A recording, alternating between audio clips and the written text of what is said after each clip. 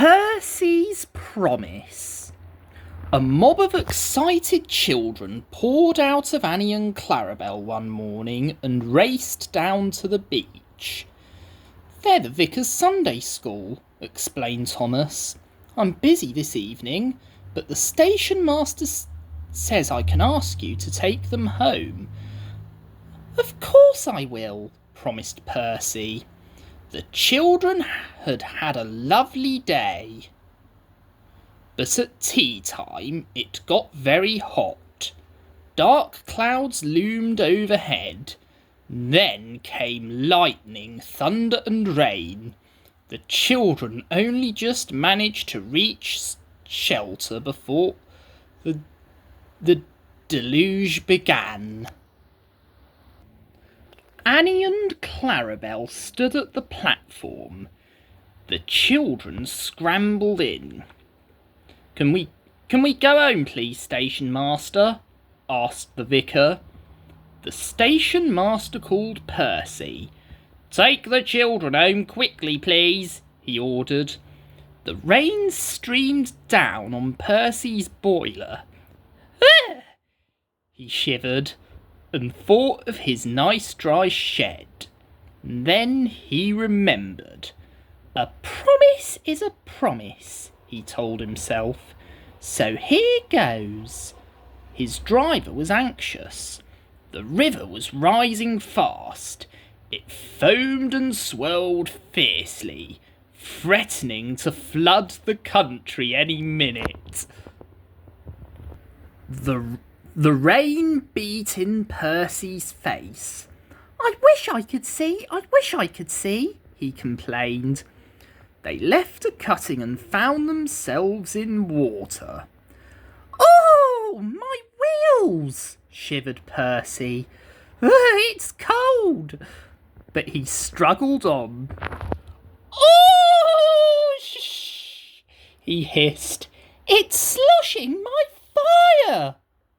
They stopped and backed the coaches to the cutting and waited while the guard found a telephone. He returned looking gloomy. "We couldn't go back if we wanted," he said. "The bridge near the junction is down." The fireman went to the guard's van carrying a hatchet. "Hello," said the guard. "You look fierce." "I want some dry wood for Percy's fire, please." They broke up some boxes, but that did not satisfy the fireman. "I'll have some of your floorboards," he said. "What, my nice floor?" grumbled the guard. "I only swept it this morning." But he found a hatchet and helped. Soon they had plenty of wood stored in Percy's bunker. His fire burnt well now. He felt warm and comfortable again. Buzz, buzz, buzz. "Oh dear," thought Percy sadly. "Harold's come to laugh at me." Bump! Something thudded on Percy's boiler. "Ow!"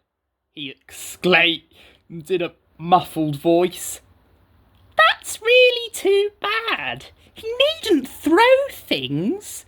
His driver unwound a parachute from Percy's indignant front. "Harold isn't throwing things at you," he laughed. "He's dropping up drinks for us." They all had a drink of cocoa and felt better. Percy had steam up now. "Peep, peep! Thank you, Harold," he whistled. "Come on, let's go." The water lapped his wheels. "Ah!" he shivered. It crept up and up and up. It reached his ashpan and then sloshed at his fire. "Oh, shh!" Percy was losing steam, but he plunged bravely on.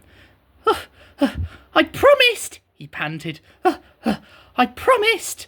They piled his fire high with wood and managed to keep him steaming. I must do it, he gasped. I must!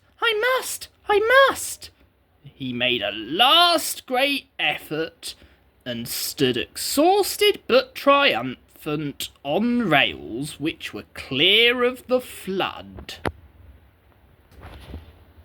He rested to get steam back, then brought the train home. 3 cheers for Percy, called the vicar, and the children nearly raised the roof. The fat controller arrived in Harold. First he thanked the men. Harold told me that you were a wizard, Percy. He says he can beat you at some things, Percy snorted, but not at being a submarine, he chuckled. I don't know what you've both been playing at, and I won't ask, but I do know that you're a really useful engine. Oh, sir, whispered Percy happily.